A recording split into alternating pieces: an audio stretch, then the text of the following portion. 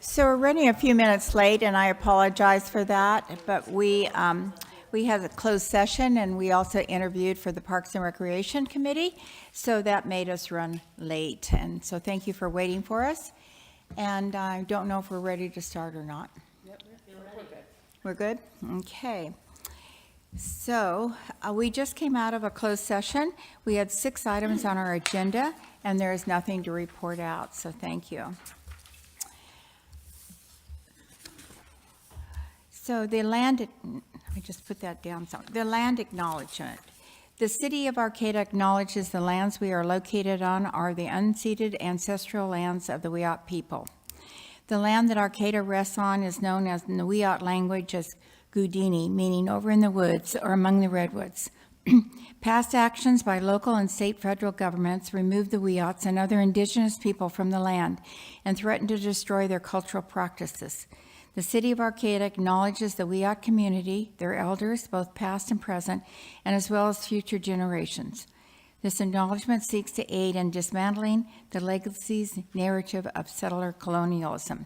Also, I wanted to mention that up in the Gudini Gallery up at Cal Poly Humboldt, they have a wonderful display that deals with reclaiming the river that was just undammed on the Klamath. So if you want to see that, I would suggest you check it out and go and check it, see what's going on there, because I understand it's a beautiful display. So with that, please rise if you'd like to do the flag salute.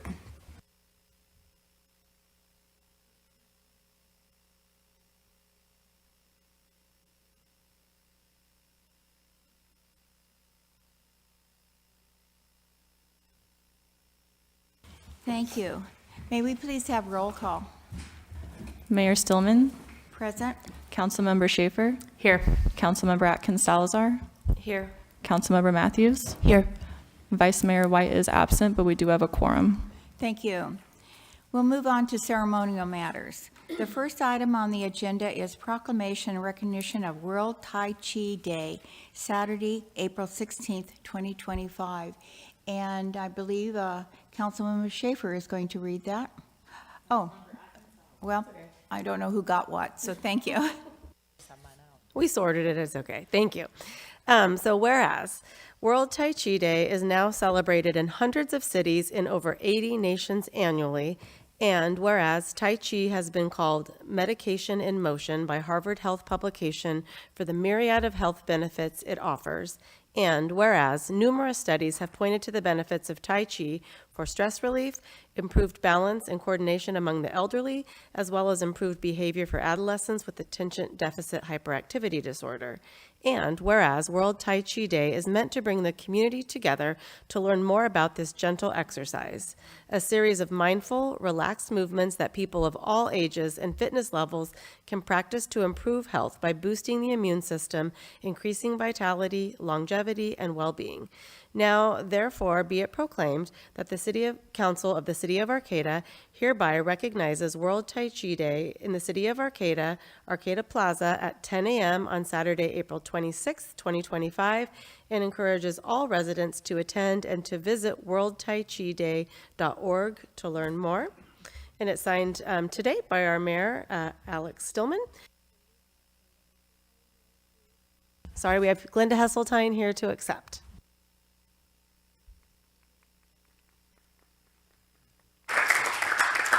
I just want to say thank you for putting your support behind our Tai Chi Day, and that it has pretty deep, solemn purpose to it, but actually we're getting together on that Saturday just to get together, just to have fun, and that's our superpower these days, is to offset some of the heaviness of the world we're living in with joy. So joy through movement, and come down and move with us if you can, and thank you again. And thank you very much. Our next proclamation is in recognition of National Volunteer Week, which is April 14th through the 20th, 2025. That'll be read by Councilmember Schaefer. In recognition of National Volunteer Week, April 14th through 20th, 2025. Whereas one of Arcata's greatest resources is its volunteers and the countless hours they devote towards the beautification of Arcata's neighborhoods, parks, and public recreation areas.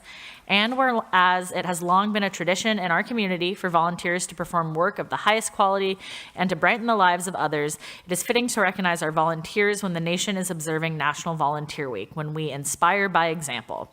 And whereas volunteers give freely of their time, energy, and ability and ask only for a smile and a thank you for the devotion of hours of service, and whereas volunteers contribute through a multitude of ways, whether it be serving on one of our city's committees, boards, or commissions, by helping educate the public through leading interpretive and educational tours at the Arcata Marsh and Wildlife Sanctuary, through improving the life of a child through Arcata recreation programs and activities, or by growing, harvesting, and providing organic vegetables, fruits, and flowers to the community at the Bayside Park Farm.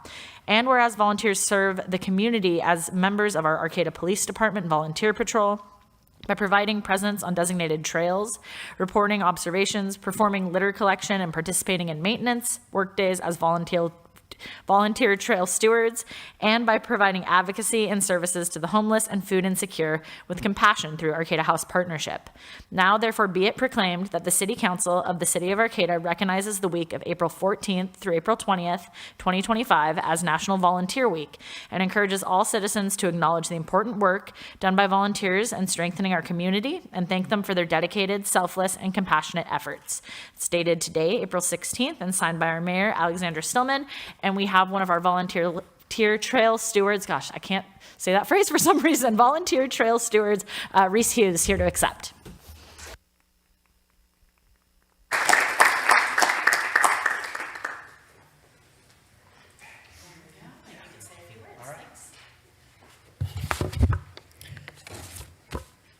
Well, I feel a little guilty because I'm really representing just the volunteer trail stewards, not all volunteers. However, I will say that I really understand the importance of volunteering, and it seems like a week is insufficient. It should be a volunteer year.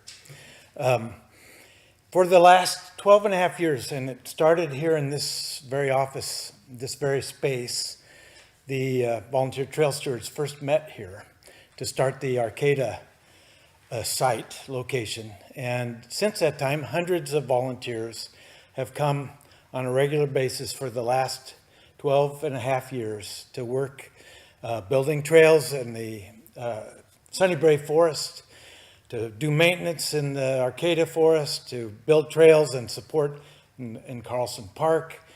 This coming a week from this Saturday, we'll be in Shea Park working on the trails, and we're always in the marsh and on the Bay Trail North. So it feels like it's a wonderful way to give back to things that we love, to make this a better place to live, to be a part of this community, and to feel like we have an ownership for the community.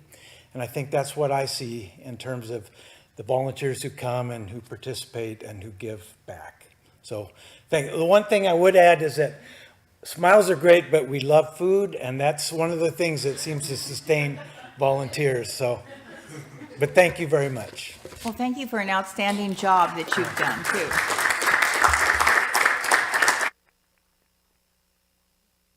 Sorry. Our next proclamation is the proclamation and recognition of the Bike Month as May 25th, May 2025, and Councilmember Matthews will read that. Did you want to say something first? Oh, sorry. Sorry. I just wanted to say, when you mentioned the Shea Park, I love the new clearing out of the creek and the trails and the little bridges. It's amazing. So, to all who participated, thank you. And she'll bring food. And now on to Bike Month, May 2025. Whereas, whether you're bicycling to make essential trips to work, school, or shopping, or for fitness or recreation, you are part of the movement for safer streets, connected communities, a healthier planet, and happier commuters. And whereas bicycling addresses the global problems of climate change, car dependence, and air and noise pollution. It reduces traffic, parking congestion and noise, and increases physical activity and public health, such that investments in active transportation make communities healthier, more vibrant, and more family-friendly. And whereas in 2016, the city of Arcata was deemed a bronze-level bike-friendly community by the League of American Bicyclists, and in 2019 earned the silver level. The city is committed to providing safe, accessible, and equitable bike transportation facilities to our community to reach the gold and platinum level. And whereas the city of Arcata has adopted a complete streets policy and goals to advance a bicycle-friendly, active transportation network throughout town, investing in active infrastructure such as the Humboldt Bay Trail, Arcata Annie and Mary Trail, and designated bike lanes, as well as Arcata's bike share program and Kids Bike Rodeo. And whereas the month of May is National Bike Month, May 7th, 2025 is Bike and Roll to School Day, and May 12th through 18th, 2025 is Bike to Work Week. And whereas the city and the Humboldt Bike Month Coalition, bikemonthhumboldt.org, encourage residents and visitors to participate in various Bike Month activities in May to share community support for bicycling. Now, therefore, be it proclaimed by the City Council of the City of Arcata that May 2025 is Bike Month throughout Arcata.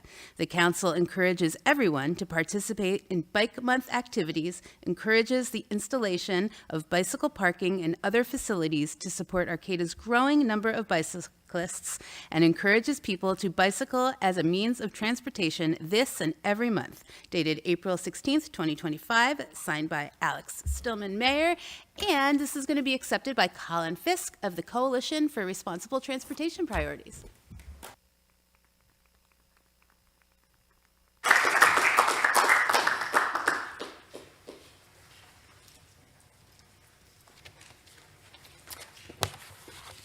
So first of all, thank you for continuing this tradition of honoring Bike Month every year. I think it's a nice tradition. We get to really focus on bikes and the super cool technology that they are.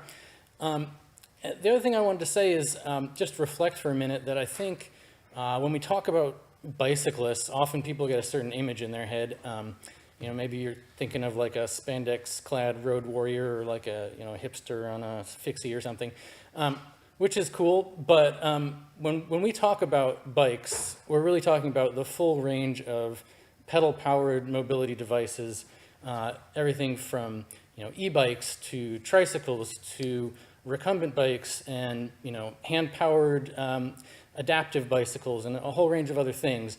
And when we talk about bicyclists, we're talking about people of all ages and abilities, and really anybody who wants to get on one of those devices and go somewhere. So I hope we're thinking about all of that as we promote bicycling this month and every month. Thank you. Thank you very much.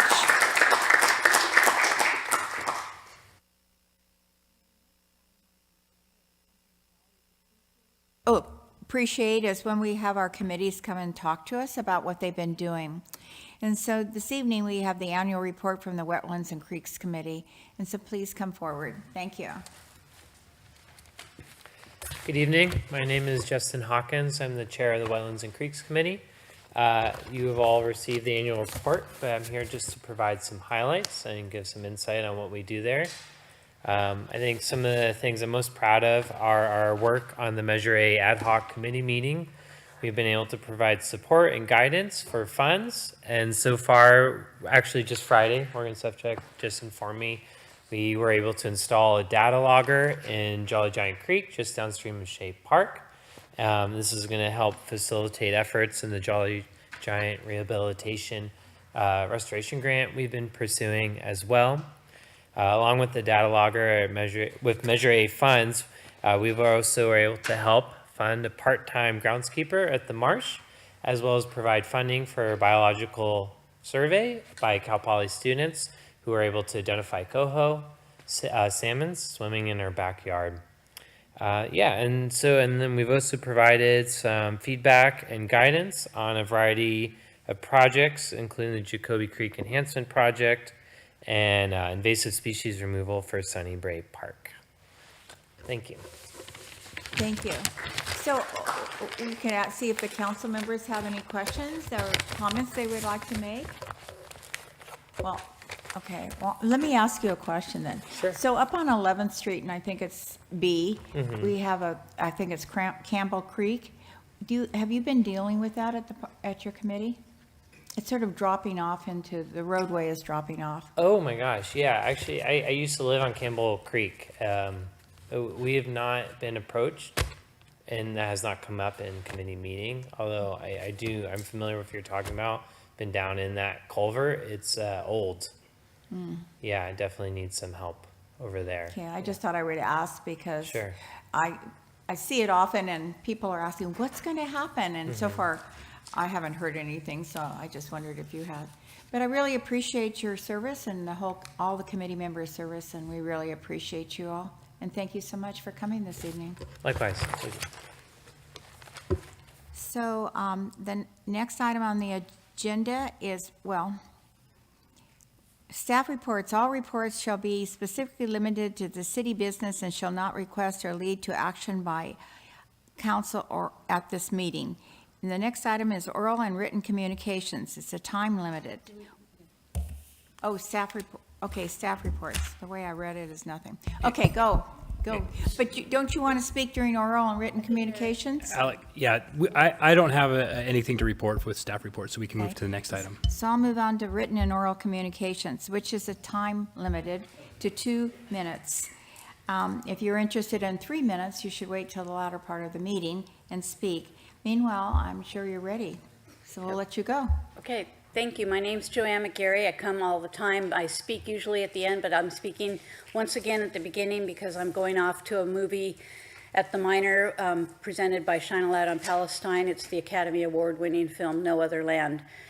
But I want to talk about 3 things, and one is Earth Day is coming up next week, and it would really be nice for the city of Arcata, who's supposedly known for being environmentally aware and climate active, and the climate action plan's coming, to really consider doing something significant about Earth Day and how we can remember it. And just a reminder, the climate action plan for the whole region is coming out, so please be aware of what we as a community can do.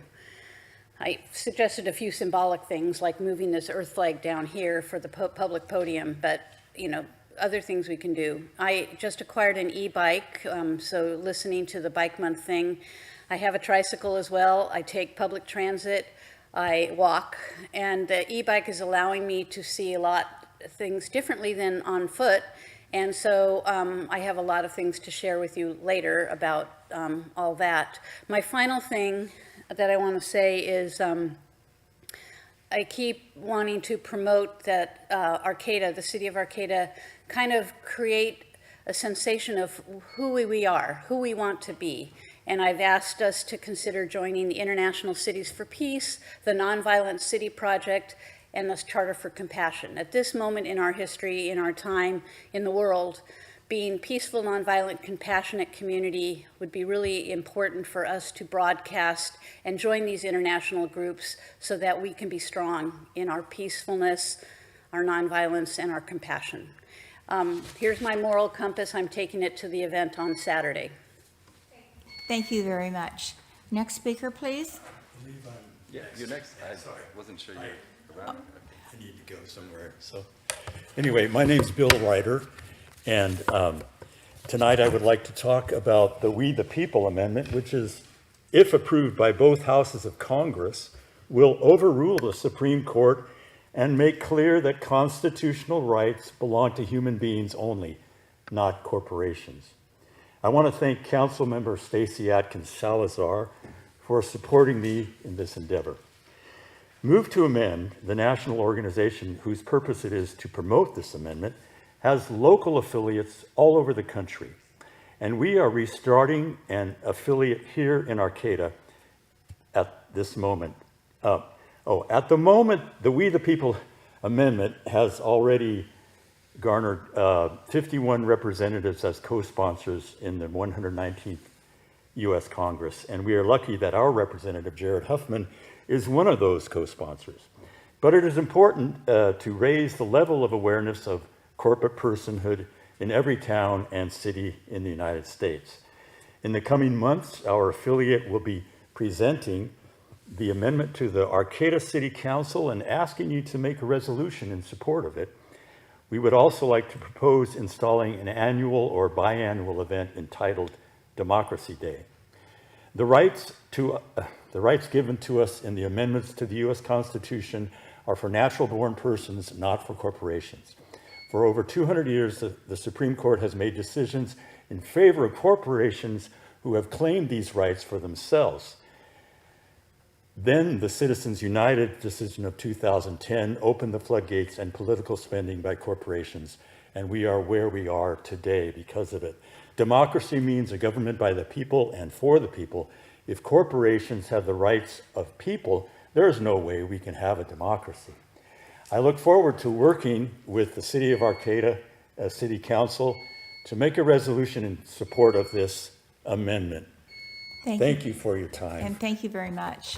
I have pamphlets if anybody wants them. Would you like to put them up right here there. on the Yes. table? Thanks. And then people can pick them up. And we can also, thank you. Next speaker, please. Thank you. So I'm here to request that you guys consider the motion to create a sister city between Arcata and Gaza City. We've actually reached out to Gaza City Municipality. They are very enthusiastic about the idea. They very much want to do this project.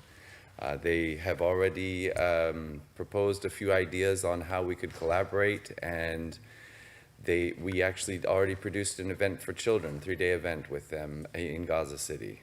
And we have some pictures I hope you guys can take a look at from that event. And they want us to raise money for 22 days of water distribution within Gaza City. They identified this as an urgent priority with the water situation there, and there's over, that would serve over 185,000 people, they estimate.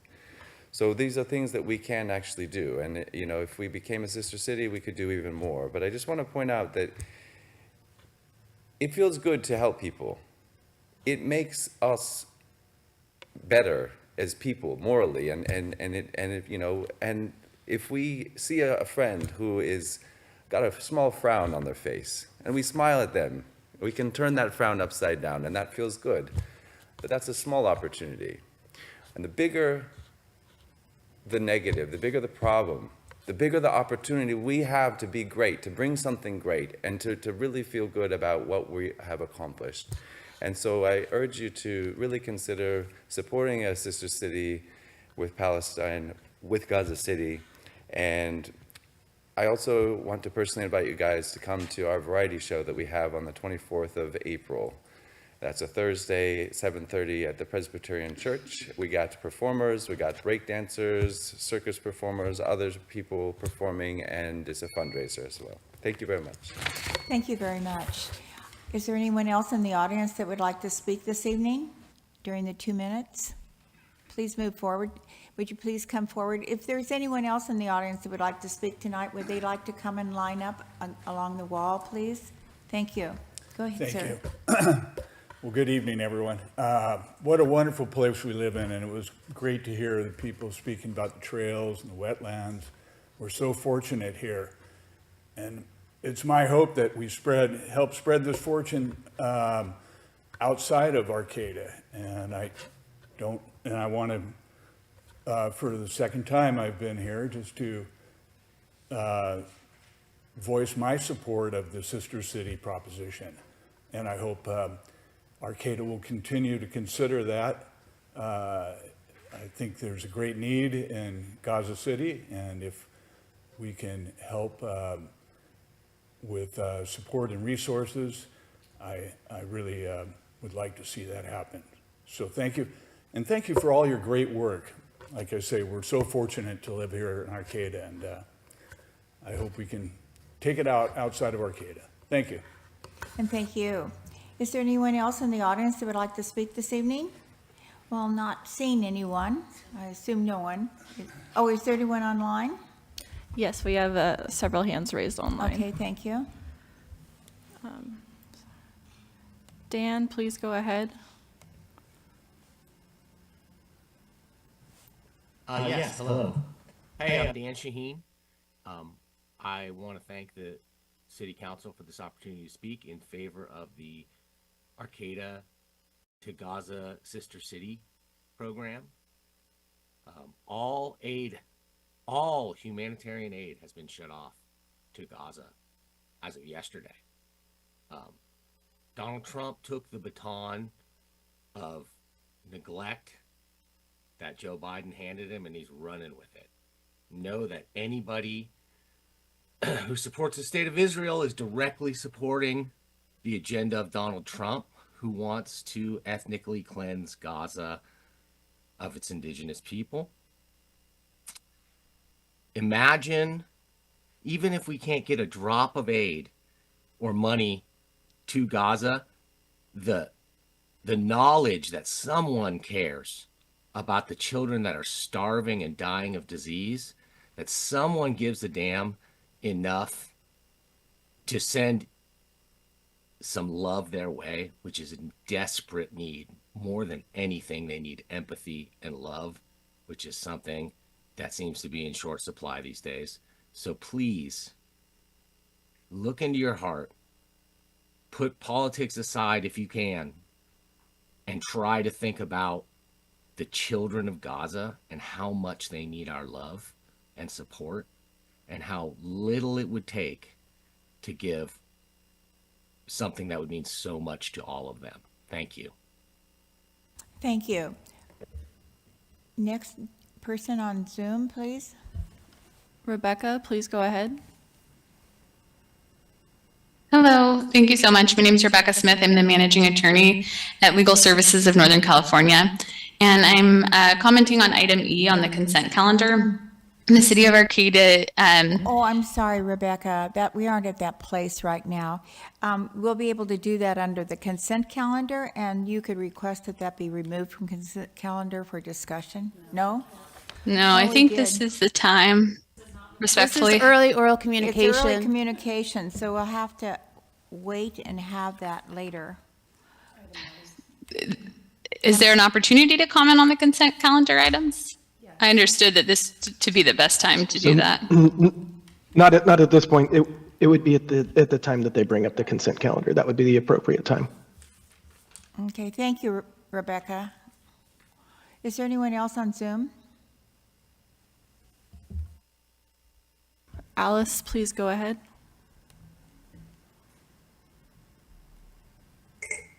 I would like to say thank you to Sarah Schaefer for sending a letter requesting CalPERS divest from genocide. And I'd like to ask each of you city councilors who have not to do so now. CalPERS is used to provide financial security for state and local public employees, and I admire all companies that are created to take care of others, especially our most vulnerable communities, oftentimes our elders. But we have to look at these institutions with a critical lens and hold them accountable for their actions. Is the company we are using to set up protections for us in our most vulnerable state actively supporting genocide in Palestine and forcing fellow humans into the most horrific and vulnerable state ever known in the history of humanity?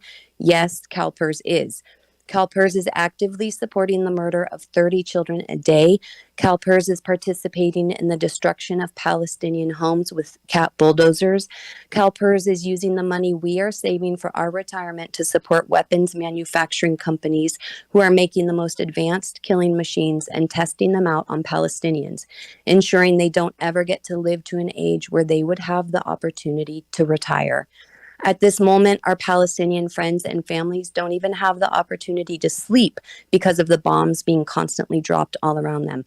Imagine that, the money California public employees scrimping and saving so hard to get to ensure they have the retirement they have always dreamed of, being used to actively terrorize and destroy every single hope and dream our Palestinian community has ever had.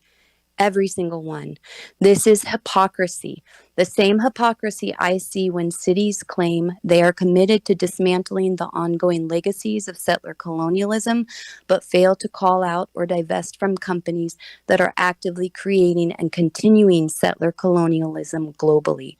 We must do everything we can. Thank you very much, Alice, for your comments. I appreciate it. Do we have anyone else on Zoom this evening? Yes, we have 4 more hands. I understand we have about 4 minutes left, so that'd be 2 more Okay, callers. why don't we go ahead and take our next speaker? We Okay. could take 2 more speakers, please. Okay, Ellen, please go ahead. Hello, thank you. Yes, I'm also calling to thank Sarah Schaefer for sending the letter to CalPERS demanding that they divest from genocide. I am also asking the rest of you to please send that letter. It's very easy. It's even easier than a sister city, which I'm also in support of. And I would remind you that this letter that we're asking you to send is in alignment with your own investment policy adopted September 18th, 2024. And it is in alignment with the ceasefire resolution that you passed last year. If any public employees are listening, you can follow Divest Humboldt on Instagram. You will find the letter to CalPERS there, and any public employee who is invested in CalPERS can also send this letter to the board of directors. I would like assurances from each of you on the city council that you have sent your letter. It's very easy. We wrote it for you. We have the email address for you to send it to. We even have a suggested subject line. All you have to do is copy, paste, hit send. As Alice explained earlier, this is important because CalPERS is directly invested in companies that are supplying heavy equipment and weapons to the apartheid state of Israel, which is committing genocide in Palestine. This has been determined by international courts, by international humanitarian organizations. This is not controversial. And the people of Arcata do not want to be invested in genocide. I think it's been made very clear to you over the last year and a half that the people of Arcata stand with Palestine, and we do not want genocide being done in our names. So please send your letter to CalPERS. This is millions and millions of dollars we're talking about being invested in the genocidal regime of Israel.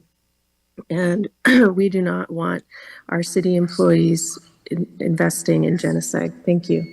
Thank you. And our last speaker, please. Yes, we have a call-in user on the phone line. Can you try speaking, please? Area code 949, call-in user. Thank you. The World Court ruling has made boycott, divest, sanction of U.S.-backed Israel the law of the land. A heartfelt thank you to Sarah Schaefer for directing CalPERS to honor this ruling and to become law-abiding. It's also known as BDS. It's how apartheid South Africa was dissolved by the international community so that Black Africans could be recognized as full human beings. Nelson Mandela famously said after having his freedom restored, quote, "Our freedom is incomplete without the freedom of Palestinians," end quote. Mandela also famously said that Israel's apartheid was a far more severe form of apartheid.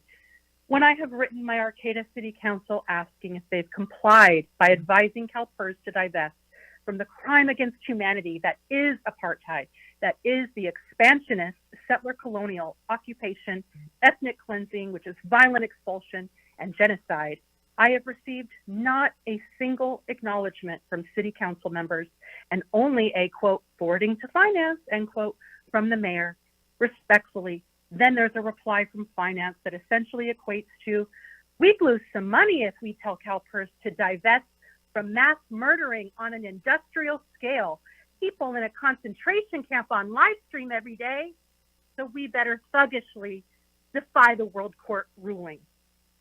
Then at city council meetings, you all busy yourselves with avoiding complying with the highest court in the land's ruling, which would make a difference in the lives and ecosystems we're watching be sadistically destroyed every day. This to a backdrop of people here being abducted for saying, stop occupation, stop apartheid, stop settler colonial genocide, and ecocide. Just like the highest court in the land also is saying, like international law has always said, including Thank you, 1948. thank you very much for your comments. And that'll be the end of oral communications and the beginning of the meeting. And now we'll be going on to the consent calendar. All matters on the consent calendar are considered to be routine by the City Council and are enacted in one motion. Therefore, no separate discussion of any of these items. If discussion is required, that item is to be removed from the consent calendar, considered separately. At the end of the reading of the consent calendar, council members can request that an item be removed for separate discussion.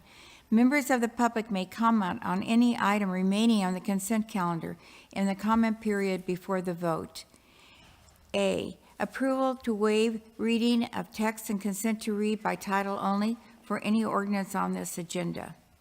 B, approve the minutes of the City Council special meeting, April 2nd, 2025. C, approve the minutes of the City Council meeting, April 2nd, 2025. Bi-weekly report on disbursements. E, adopt ordinance number 1575, an ordinance of the City Council of the City of Arcata amending the land use code to update affordable housing zoning and waive reading of text and consent to read by title only. F, adopt ordinance number 1577, an ordinance of the City Council amending Arcata Municipal Code regulations regarding the Board of Appeals. Title II, Administration, Chapter 3, Boards, Commissions, Committees, and Task Force, Articles 5 and 6. G, approve the annual proclamation and recognition of the Two-Spirit Celebration and Appreciation Day in the City of Arcata and add the proclamation to the city-approved list. H, adopt resolution number 245-44 to amend management of confidential class and pay. I, ratify employment agreement with Tabitha Miller for Assistant City Manager. Is there any item on the agenda a council member would like to remove?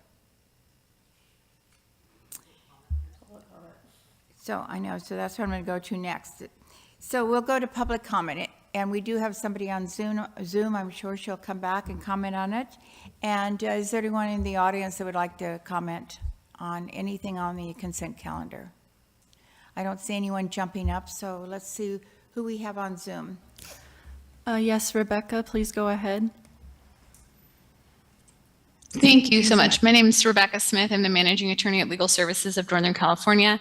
And I'd like to comment on item E on the consent calendar. The City of Arcata's housing element included in its implementation measure number 20, residential rezone and upzone, which contemplated making underutilized properties available for development and specifically to evaluate inclusionary zoning. The city's goal in this program includes to actually produce low and very low income housing on rezoned and upzoned sites. However, the inclusionary zoning ordinance that the city is moving forward with does not adequately meet this purpose because it exempts buildings with 60 units or less. The council was told during the meeting by the Director of Community Development that there are almost no developments of this size in Arcata. Exempting buildings with 60 units or fewer makes the ordinance practically meaningless because the city sees so few projects of this size. Further, something unique to inclusionary zoning is that lower income housing is mixed into buildings and neighborhoods in all parts of town, which does not normally happen and did not happen in the way that the city met much of its low income numbers in this cycle, largely through the Home Key projects in Valley West, the renovated motels. Much of the city's discussion about the ordinance involved its need for higher income housing based on the current RENA numbers. However, when planning for development and meeting the housing needs of a community, it's important to be thinking into the future because development takes years. And the city is nearing the end of its current housing element cycle and will have new RENA numbers to meet for low income housing. As the council acknowledged, rents in Arcata are high and housing is in demand. So the requirement that this inclusionary zoning ordinance requires 3% very low income or 6 and 10% of low and moderate income is not one that would make or break an otherwise financially feasible project. As it was acknowledged, rentals in Arcata are lucrative and in demand. To further the city's goals with its housing element, the city should implement an inclusionary zoning ordinance that will actually work to produce mixed income housing in future development and lower the number of units for which the ordinance applies. Thank you. Thank you very much. Is there anyone else on Zoom that would like to speak on the consent calendar? I don't see any other hands raised. Okay, thank you. What is the pleasure of the council?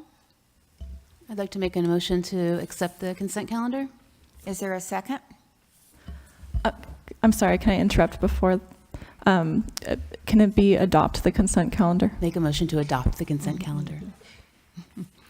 Is there a second to adopt the consent calendar from a second council member? I will do that. I'll second that. Thank you. Is there any discussion on the motion? Being none, all those in favor signify by saying aye. Aye. Aye. Aye. Those opposed? Thank you, the motion carries. Okay, next is old business. There isn't any. And then we'll go on to new business. Number A, appoint one member to the Parks and Recreation Committee for a term ending March 30th, 2026.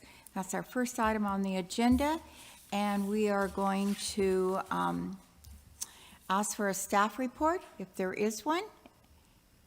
There isn't, so what we'll do is we'll open the public hearing if anyone wants to speak on this. Okay, I'm closing it. And what is the decision or the favor of the council on this item? I was really impressed by Heather. She seems to really want to be involved in the community and already is, and has had, you know, a lot of successes with her work at MPA, it sounded like, working with recreation and working with kids in the community and all that stuff. And she had some really good ideas about bringing some adult rec sports. I don't want to play in the Eureka Volleyball League. I want to play in the Arcata Volleyball League. So I thought that was a great idea too. So I would make a motion to appoint Heather Quarles for a term ending March 31st, 2026 to the Parks and Recreation Committee. Is there a second? I'll second that. Thank you. Any discussion on the motion? Yeah, I just wanted to thank both applicants because both were really eager to serve their community. So I appreciate both Amber and Heather coming out. Yeah, so thank you. Thank you. So with that, may we have a motion to appoint one member to the Parks and Recreation? You did? Okay, I'm sorry, I lost track for a minute. Okay, all those in favor for Heather Quarles? Aye. Aye. Aye. Those opposed? Motion carries. Thank you. The next item is the public hearing to approve annual engineer's report and declare the city's intention to continue to levy and collect assessments of 3 existing landscape maintenance assessment districts. And so I'll open the public hearing and have a staff report, please. Good evening, Mayor, council members, and member of the public. The item in front of you is our annual public hearing and approval of the engineer's report for our existing 3 assessment districts so that we could continue to collect assessment on those districts. Currently, on those existing 3 districts, our city staffs provide maintenance, lighting, and landscape services. The purpose of this collecting assessment is so that our staff could continue to provide the services that we are providing. I'll just give you a quick overview of our 3 existing districts. The oldest one is Winsong Village, which is at the James Road and the V Street. That was created in 1995. And that does not have any CIP associated with that. And per parcel assessment is $135. And these assessment values were created at the time when the subdivisions were created, and those were based on the engineer's estimate at that time. But CIP was not included on that district. For the James Creek Meadow district, which is at the St. Louis and Spear Avenue, there are 54 parcels, and that also does not have any CPI, which was created in 2003, and per parcel assessment is $268, and thus does not have CPI. The most recent one is Mad River Parkway Assessment District, which was created in 2013, has 10 parcels, but that does have a CPI, so the assessment value varies on that.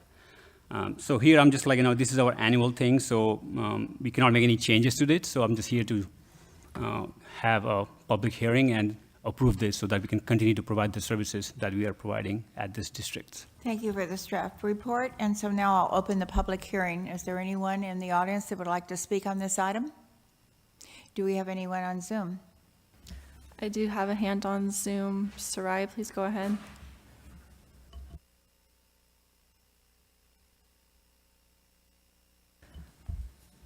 Sarai, please unmute yourself. Yes. Did you have your hand raised to make public comment on the assessment district's new business item? No, I'm so sorry. Okay, thank you. Okay, since there's no one else for public comment, I'll close public comment and come back to the council for a motion or questions. Is there any questions? Is there a motion to approve the annual engineer's report? I'll read all the things. Thank you. Yes, so I will make a motion to adopt the Mad River Parkway Business Center Landscape Maintenance District Resolution Number 245-27, adopt the Janes Creek Meadow Landscape Maintenance Assessment District Resolution Number 245-26, and to adopt the Winsong Landscape Maintenance Assessment District Resolution Number 245-25, and to approve the annual engineer's report. Is there a second? And to declare. Oh, go ahead. Do you want that part Keep too? going, keep And to going. declare the city's intention to continue to levy and collect assessments of existing assessment districts. I will second. Okay, any discussion on the motion? Hearing none, may we have a vote?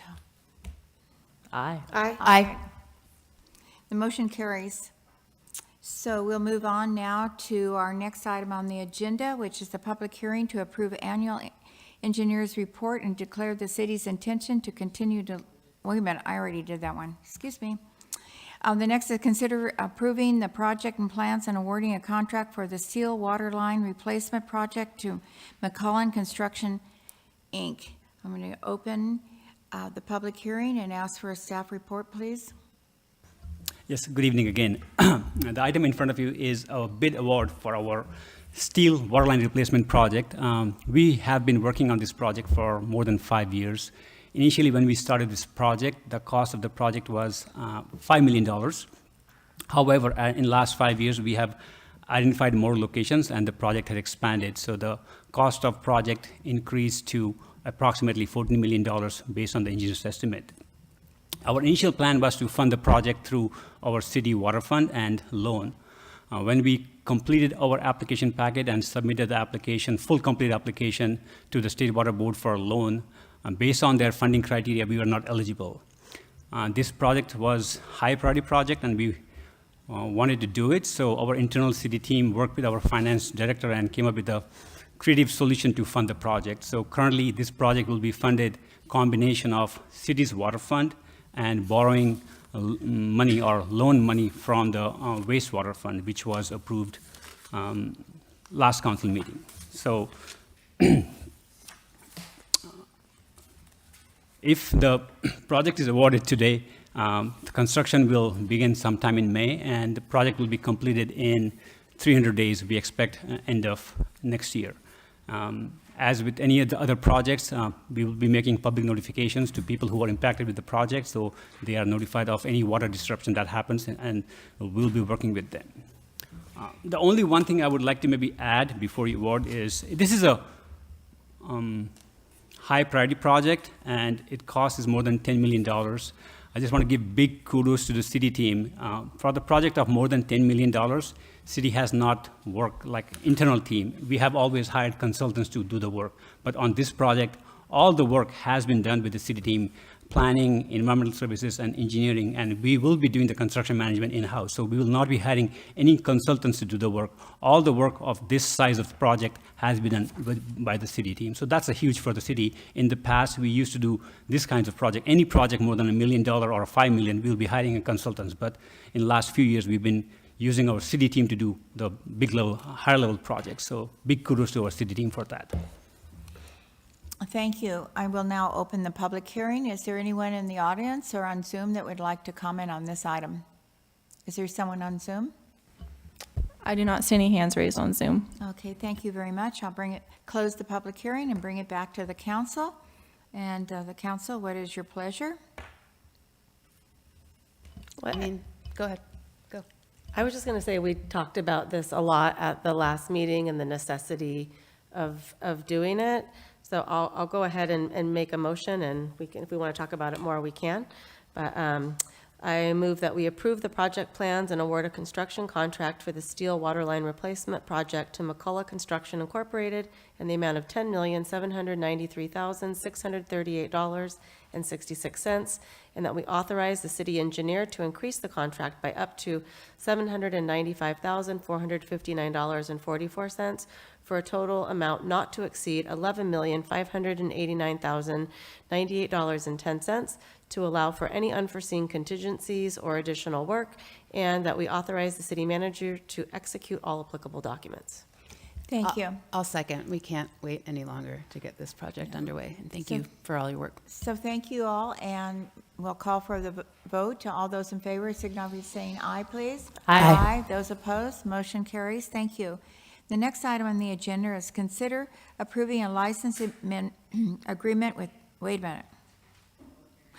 Public hearing and possible adoption of resolution number 245-42, updating the master fee schedule for fiscal year 2025 and 2026. And I would like to open the public hearing and have a staff report, please.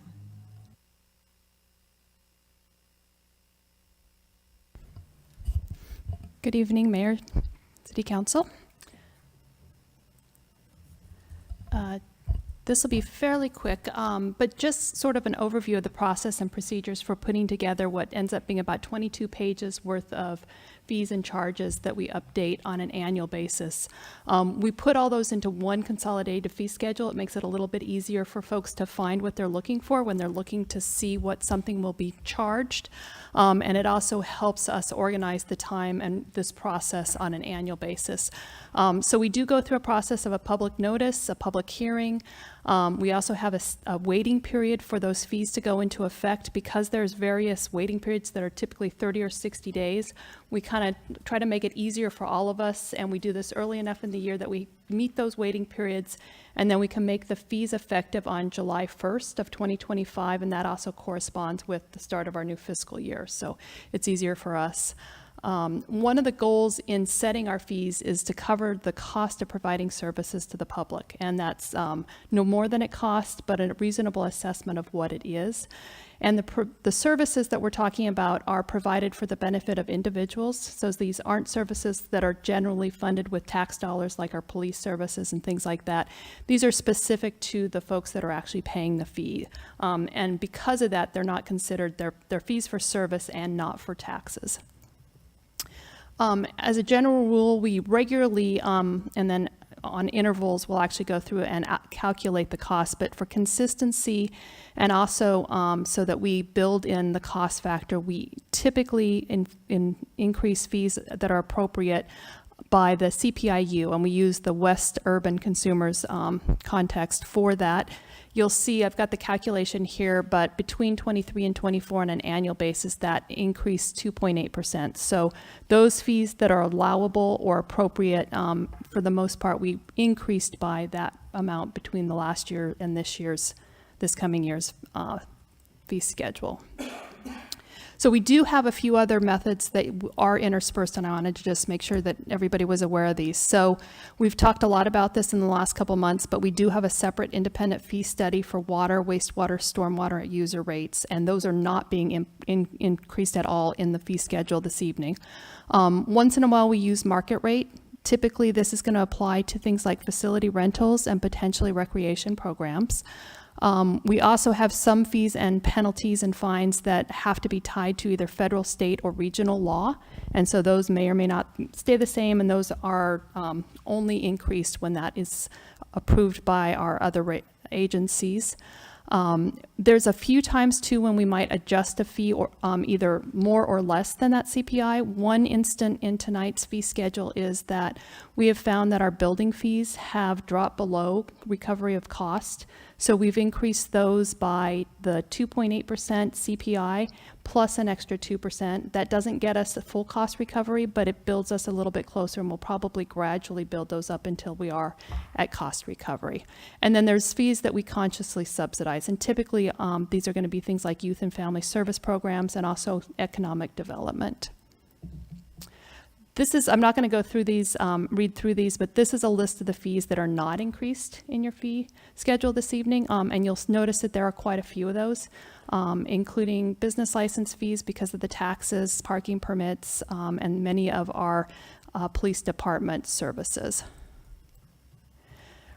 This just gives you an overview of the fiscal year 24-25 portion of revenue. You'll notice that the charges for service and license and permits are in black. They make up about 22% of the total $76.2 million that we collect annually citywide. And going to the next chart, you'll notice that of that 22% or 16.9 million, our water and wastewater fees are certainly the biggest piece. It's about 86% of the total. I've got transit here blacked out. I included this because it was there for 24-25, but from a city perspective in 25-26, we will not be collecting those fees or administering them. So they're not included. They're actually blacked out in your fee schedule this evening. And with that, I'd be happy to answer any questions. Thank you. I will open the public hearing. Is there anyone in the audience that would like to speak on this item? I'm seeing no one. Is there anyone on Zoom? I don't see any hands raised. Thank you. Then I'll close the public hearing and bring it back to the City Council for discussion and decision.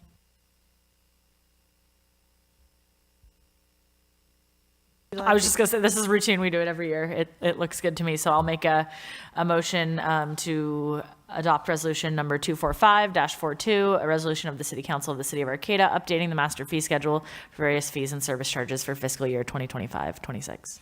Thank you. Is there a second? I'll second. Thank you. So all those in favor, please signify by saying aye. Aye. Aye. Those opposed, motion carries. We'll go on to item E, consider approving a license agreement with Great Redwood Trail Agency for the Arcata Annie and Mary Trail Connectivity Project. And I'll open the public hearing and have staff report, please. Good evening, council members. Let me just get situated with the next presentation. You may take your time.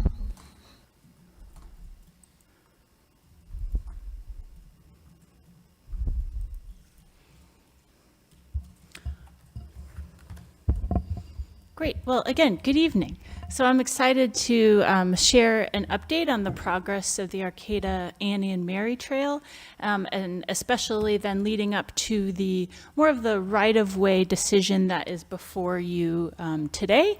But as you recall, the Arcata Annie and Mary Trail is a priority city council project. It has been in our capital improvement project for many years, and the city really got started in interest in 2018 during the planning phase, and we've been working on each phase subsequently from there. And the Annie and Mary Trail is really envisioned to eventually connect Arcata to Blue Lake. So it really has been a regional priority for over 2 decades. For the Arcata portion, the key component that our department is really keeping in mind is that this is a key project to connect the Valley West neighborhood to downtown and Cal Poly, as well as our Aldergrove Business Park to downtown as well. And we'll also provide an access to the Mad River at the Humboldt Bay Municipal Water District's Park 1. So here's just an overview of the project area. If you're looking at the screen, there's a solid red line, and that is our existing Humboldt Bay North, which as of the end of June and the county's Humboldt Bay Trail South project, you'll be able to walk, bike, roll from the Arcata Skate Park all the way almost towards Humboldt Hill on a connected regional trail. And so the local jurisdictions, nonprofits, community members have been working on this goal for decades, and it's really coming to fruition. And as a city, our next portion is the Arcata Annie and Mary Trail connecting in our northern neighborhoods. So in the dashed line is this 3.5 mile segment that we're really focused on at this time. And so for this particular project, our key partners are the Great Redwood Trail Agency, Caltrans District 1, because we have especially improvements on the Giantoli Lane overpass over State Route 299, which is an essential component to connecting the Valley West neighborhood to the separated trail, as well as the Humboldt Bay Municipal Water District, with whom we're working on an easement for a portion of the trail, and the County of Humboldt. So just to run through again where this trail project will be located, predominantly within the Great Redwood Trail Agency corridor, the rail banked corridor, and also on parcels that the GRTA owns in fee. So it'll go from the skate park north to Cal Poly's new student housing on St. Louis. It will traverse through the Aldergrove and West End Road area, which is much more industrial. It'll provide opportunities for people that work in that area to take non-motorized transportation. And we have been meeting frequently with business owners, property owners in particular in this area to ensure that the trail that we're minimizing potential impacts to adjacent property owners. The trail will also be in much more of a forested canopy parallel to West End Road north of city limits. So these are the different types of experiences people will be able to have on the trail. Again, of looking at improvements on this overpass, which sees frequent walking and biking and will really help connect Valley West to this non-motorized trail. So just for project timeline, where we've been, again, I had said that we started the process in 2018. We have been working in earnest with this particular funding through the Active Transportation Program since 2021. We completed environmental documentation in 2022 and 3. We are in the final stages of our design and right-of-way, or just site control, for locating the trail. And we're looking at going to construction in this fall of 2025 through likely 2026, and maybe into 2027. We are motivated to complete the project, though. So we're currently finalizing designs. Just wanted to acknowledge that. And again, our engineering department is leading the design. So we've been doing a lot of great work, again, in-house, as Natra touched on. And so just to touch on where the trail will be located and the site control for the city to be able to construct, operate, and maintain the trail. The majority of the trail will be located on the Great Redwood Trail Agency rail-banked corridor, which is through city limits, and that will be part of the envisioned Great Redwood Trail corridor between Humboldt and down to the bay. And the trail will also be located on parcels owned in fee by the agency. And we'll talk in a second more about the specific license agreement, but the Great Redwood Trail Agency on April 3rd approved the license agreement that is before you today. The trail will be also located within the city right-of-way and on city properties, in particular around the West End Road trailhead to the Arcata Ridge Trail.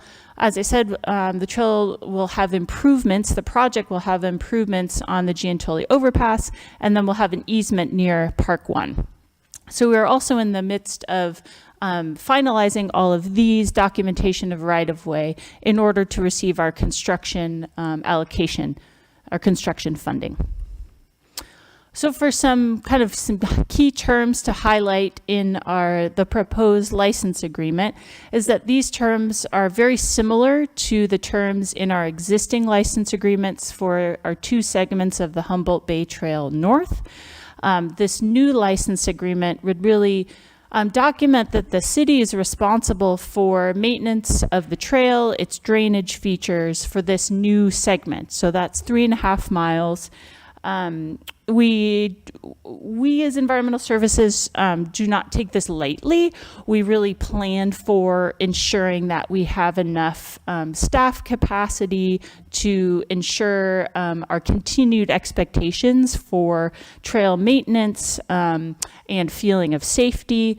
And we feel with the addition of a facilities crew leader in environmental services that will really help augment that ability for our staff to take on this additional long linear asset. In addition, as the volunteer Reese Hughes spoke earlier in the meeting, the volunteer trail stewards with the Humboldt Trails Council has been essential to the city and other jurisdictions adding new additional miles to our regional trail system. And we hope to work with them to perhaps initiate a new site for this segment to help augment city staff maintenance.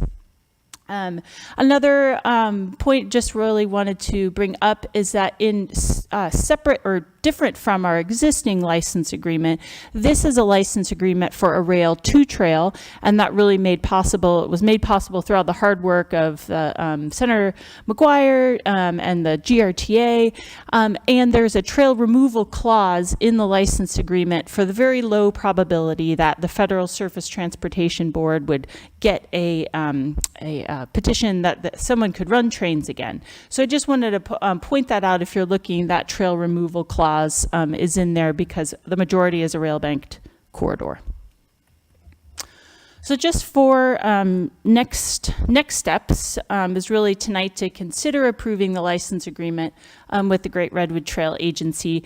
And Great Redwood Trail Agency staff, Hannah, is on Zoom for any questions that you may have. And then are some next steps, not at this meeting, but coming up, would be really to finalize and codify a public trail easement with the Humboldt Bay Municipal Water District.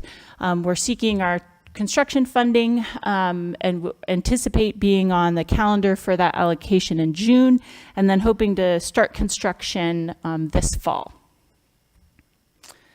Great. Here's a website for more information about the project, and recommend the council really open for public comment and consider approving the license agreement tonight. Happy to answer any questions. Oh, thank you for your staff report. I would like to open the public hearing. Is there anyone present that would like to speak on this item specifically? And do we have anyone on Zoom? Yes, I have one hand raised. Hannah, please go ahead. Thank you. Hello and thank you, Council. This is Hannah Barty from the Great Redwood Trail Agency, and just wanted to, on behalf of the Great Redwood Trail Agency, share our appreciation for this opportunity to deepen our partnership with the city through this project. And I'd also like to say, how appropriate that today the Council also recognized Bike Month and National Volunteer Week, two components that are really vital to trails such as the Great Redwood Trail and the section that is the Arcata, Annie, and Mary Trail. With this Arcata, Annie, and Mary Trail completion, once that is complete, there will be more than 18 miles, as Emily was describing, connecting the north part of Arcata all the way down to southern Eureka. And that is just one portion of an entire regional network of trails that will be the Great Redwood Trail, spanning from Humboldt Bay down to San Francisco Bay and providing multi-use, long-distance trail opportunities, as well as everyday outings and active transportation routes for the community. So I really appreciate the city's time and effort on this, and particularly Emily Sinkhorn, Environmental Services Director's professionalism and collaboration on this project. Thank you. Thank you very much. Is there anyone else on Zoom? No, there is not. Thank you. I'm going to close the public hearing then and move it back to the council. And thank you very much for your presentation. This is going to be exciting to finally have this in place. It's been many years in planning. So yes. Yeah, I was just going to say thank you so much for all your hard work and for everybody in the decades that has been working on this. Is really excited. I know Councilmember White is not here, but on her behalf, I know how excited she'll be for the Valley West portion connecting North Arcata. So this one's for you, Kimberly. And just to add, I feel like, we now that all of us have been on council for a while, we see these projects that are like big projects that we've been talking about like the whole time we're on council. So it's really nice to see these really start to move forward with a really exciting and kind of soon timeline. So yeah, I'm really excited to move forward on this. I am very excited about the Valley West piece. I think it's important to connect that part of Arcata to the main part because we are all one city, so I appreciate that part of it. And as was kind of alluded to before, this has been decades in the making, and I've had the pleasure of speaking to some people just over the years who were like initially the ones wanting to start the Humboldt Bay Trail, and just it was not it was a no. It was not a popular thing amongst a lot of people, and so there were really some persistent, groundbreaking folks years ago who are not in the room necessarily, who have been working on this. And so and then as the trail started to come to fruition and people could see the use, it's become popular, and which is great. And I feel like we're pretty fortunate to be on the tail end of it, getting to reap the rewards of all these decades of work. So I just wanted to acknowledge that to all those in the community that have made this happen, including staff. Thank you. Thank you. May we have a motion, please? So I'll make a motion to approve a license agreement with the Great Redwood Trail Agency for the Arcata, Annie, and Mary Trail Connectivity Project and authorize the city manager to execute all applicable documents. Is there a second to the motion? I will second the motion. Thank you very much. Any discussion? Well, all those in favor, please signify by saying aye. Aye. Those opposed, motion carries. Good job, Emily. Thank you. And thank you. This will be a wonderful ribbon cutting. So we're going to move on to oral and written communications, which is continued from our 2-minute session earlier in the meeting. The City Council values your comments. The public comment period allows people to address the council on matters not on the agenda. Speakers will be allowed 3 minutes each. Please know that pursuant to the Brown Act, the council cannot discuss or take action on the items not listed on the agenda. The council may respond to statements. So at this time, I would like to open the public hearing for oral communications. Is there anyone that would like to speak? Please move forward. Thank you for coming forward. One of you, please. Good evening, Arcata City Council. My name is Gerardo Hernandez. I'm a proud community member here at Arcata, and I'm also a college student at Cal Poly Humboldt. I am speaking to express my deep concern regarding the recent news of the Trump administration's ongoing efforts to dehumanize and deport undocumented immigrants, often without due process protections that are fundamental to our legal system.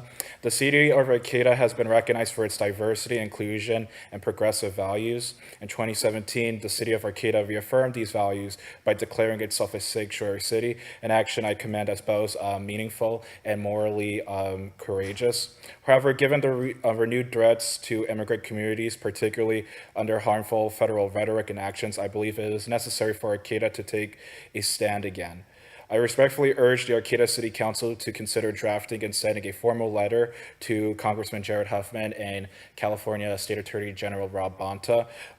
This letter should reaffirm the city's commitment to immigrant rights and specifically call for the protection of due process for all undocumented immigrants. While our sanctuary city designation is a strong starting point, proactive communication with our state and federal leaders will further strengthen our position and support for our undocumented residents in our city and students at Cal Poly Humboldt who face real and growing threats at the current moment.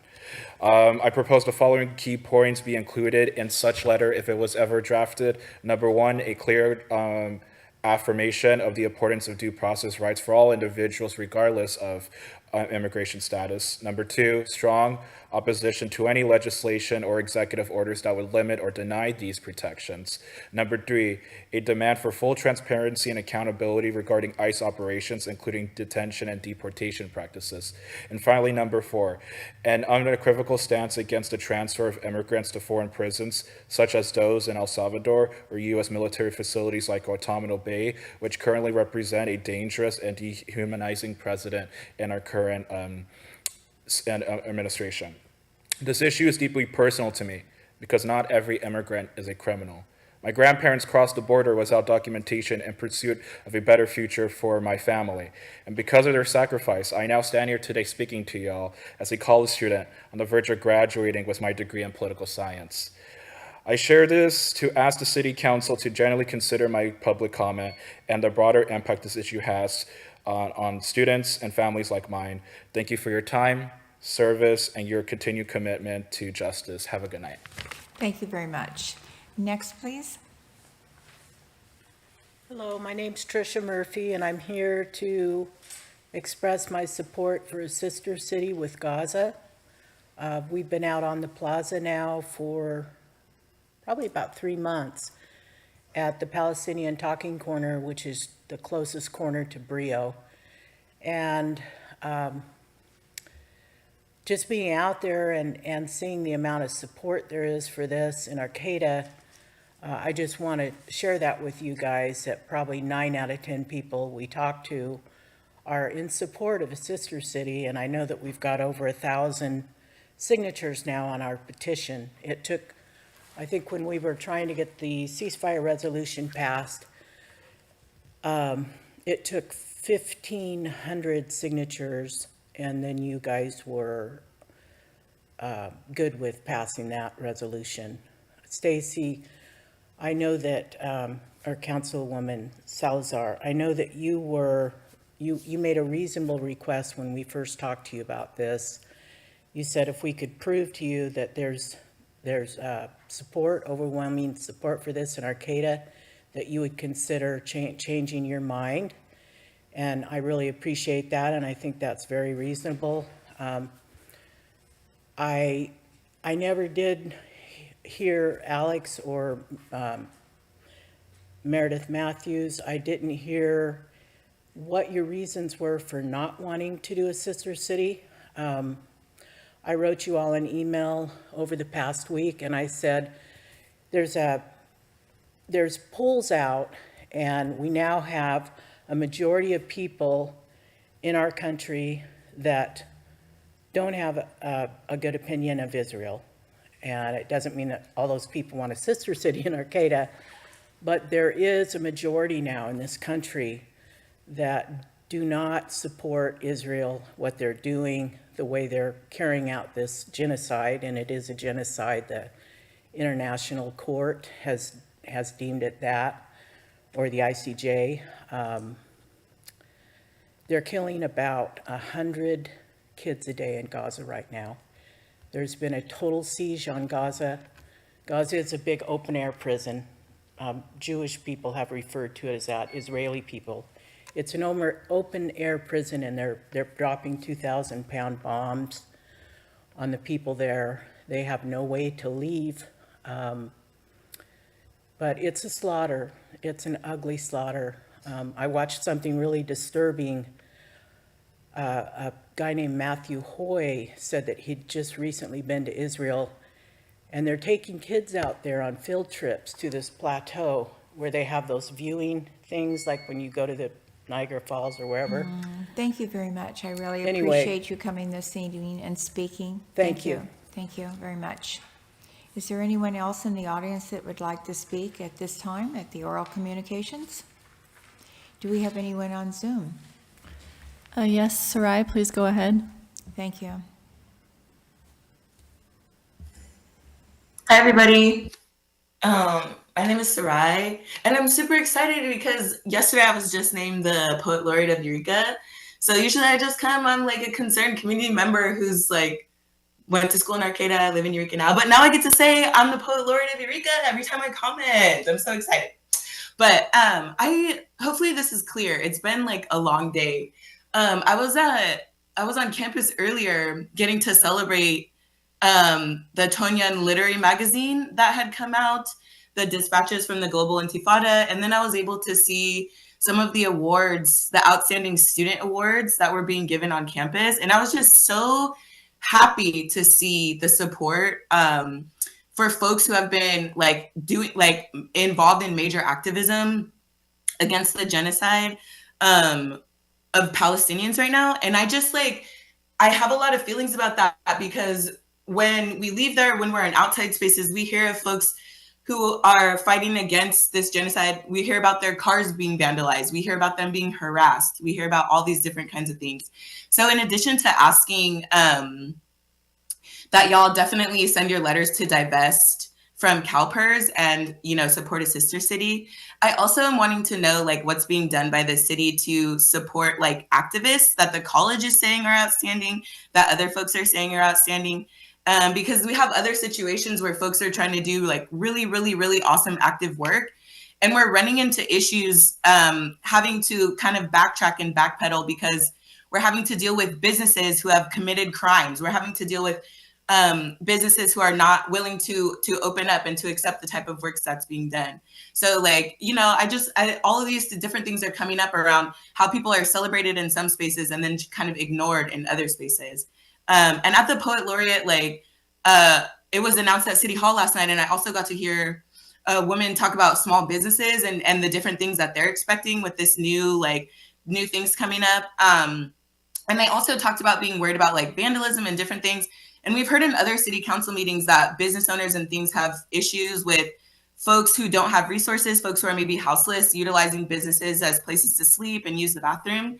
And so like my question really, I guess, is like, what responsibility does the city have like in creating these resources and giving these resources to people so that businesses could thrive, so that people who deserve to be in business, people who are great community members, are owning these businesses and are contributing to these businesses and protecting the community members, as opposed to committing crimes against them, where we have to like backtrack and backpedal and try to find other places to hold spaces because community members are committing heinous crimes, right? So I just want to note that ahead of like Reggae on the River coming up, there's all kinds, we're going to have all Black musicians coming and all kinds of coming to build community. And I'm really just wanting to see. Thank you. So I would like to thank you so much for your comments this evening. And thank you. Is anyone, another person on Zoom, please? Yes, Alexis, please go ahead. Thank you. Hello, everyone. Thank you for your attention and presence this evening. I also would like to voice my support for a sister city in Gaza and encourage all of you council members to write a letter divesting from CalPERS due to their cooperation through money of genocide in Palestine. We are at a critical point right now in history of fighting against fascism in every way we can. And the idea that sending this letter to divest from CalPERS, the idea of that being too much for people to do really breaks my heart. And I also just want to echo the person who spoke earlier about fighting for the rights of immigrants in this country. I came to this college because the College of Cal Poly Humboldt, and now live in this area because my grandpa was a professor in ethnic studies. And I came to this area because of its legacy of social justice. And I would really like to see my city representatives follow through on their commitment to social justice and equality by taking a stand now more than ever. And yeah, thank you very much. And thank you. Do we have another person on Zoom, please? Yeah, Mayor Stillman, we have a hand raised, but it's the same phone number that called in for the early oral communications period. I can unmute to see if it's the same speaker. No, it's the same. Is it the same speaker? You could ask. It's the same phone number, and so I think they've already provided comment during early oral communication. So I just remind the caller that you have one opportunity to comment. It's either during early oral for 2 minutes or during the late comment period for 3 minutes. Okay, thank you very much. And thank you, everyone, for oral communications this evening. We don't have any written communications, do we? Okay, without knowing that, we'll go on to council reports. Do we want to start on the right or the left? I'll make it easy. I have nothing to report out tonight. Okay. We'll go to... I have minimal to report. I've been out of town. I've been not in the Arcata realm, but I will tell you that our upcoming RCEA board meeting, so next Thursday at 3:30, it's going to be a special meeting, and it's a study session, and so it's very encouraged that the public attends, and it's going to all be about affordability and how to read your bill and how to understand what a CCA is and how it's impacting your electric bill and how that works with PG&E charges and generation and all of that stuff. And so it's going to be really interesting, and it's going to be at the Jefferson Community Center where we used to have our meetings and where our Community Advisory Committee has their meetings. So it's a bit bigger of a space, and so people are really encouraged to come and learn and be involved. So that is next Thursday, the 24th? Yeah. 24th at 3:30, Jefferson Community Center. And that's all I have to report. Thank you. All right. So I attended the International Film Festival through Cal Poly Humboldt. They had their not the festival, the launch for the festival. I got to attend that at the Humboldt Del Norte Film Commission office. And it was to launch the April 24th through 27th film festival that'll be taking place here in Arcata at the Minor Theater. So just to encourage people to go out and support that. I also spent some time with, I think Councilmember White was with me when we, and I think, and Mayor Stillman also, we met with some members from a group called Elected Officials to Protect America, and they held several events. There was lots of great conversation regarding the future offshore wind project up here and the development of the heavy lift marine terminal. And I had a chance to talk a little bit with the harbor commissioner that represents our district, which is Stephen Coleman. And so that's the person that we can go to if we want information about that. I mean, we can go to anybody, but he represents our area specifically. So it was nice to touch base and meet him. And I attended the Camelwapa Sister City meeting with Councilmember Matthews. Also participated, this was way out of my comfort zone, a fundraiser for the North Coast Repertory Theater and the Transparent Humboldt Coalition. So I did, it was a role-playing game live. It was super fun. The other elected officials that were there for that evening were Mayor Burgell and Juan Pablo Cervantes.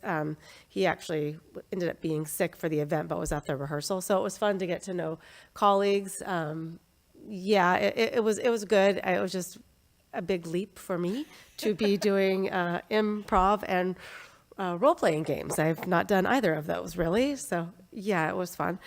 And then today I attended the Homeless Service Working Group with Mayor Stillman, and I did have a couple notes on that. Did you want me to report out, or would you like to do that? Okay, so just some highlights from that meeting. Jan Carr, one of the founders for Soups On, or also known as the Soup Ladies, was part of that meeting. She was invited to share some of the history of the group, what they're currently offering, and it's well beyond food. And the discussion in the group was how there could be more collaboration between the Soups On folks, the city, and the county. So that was a really beneficial conversation. And then we also heard a presentation from the Department of Health and Human Services just on the continuum of care and how that works, which was very insightful, informative. And that's it for me. Well, I'll just add to that. Currently, we're seeing quite a reduction in services fees and funding that's coming towards any kind of services for homeless. They've been cut back drastically, just like a lot of other things have been. So that is all I have to say about council reports, actually. And I wanted to move on to future. Does anyone else have anything else to say? Okay, before I go on to dates for future meetings and future agenda items, and I'd like to thank all of you who attended the budget session, and I read that, and I thought you did a great job, and I thank you. And so our next meeting is we're going to confirm a fiscal year 2025-2026 budget session for May 8th, 2025 at 3:30 in the afternoon in the council chambers. Does everyone have that? Okay, the next one is confirm a fiscal year 2025-2026 budget study session for May 14th, 2025 at 3:30 p.m. in the council chambers. Any comments about any of this?